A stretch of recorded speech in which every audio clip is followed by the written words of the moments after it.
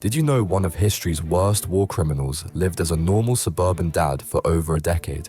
Adolf Eichmann, the architect of the Holocaust, escaped to Argentina in 1950 and became Ricardo Clement. Every morning at 7:15, he caught the same bus to his job at Mercedes-Benz. He played with his children in the yard, complained about bills, and lived like any other family man. But Israeli Mossad agents were watching his every move.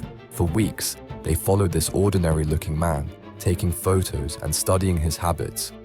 The psychological horror was chilling. This wasn't some monster hiding in shadows. He was your neighbor, your co-worker, completely unremarkable. On May 11th, 1960, agents finally grabbed him off the street. When they revealed his true identity, the mask fell away. The man responsible for organizing the murder of millions had been living in plain sight. Evil doesn't always look like a monster. Sometimes it looks exactly like everyone else.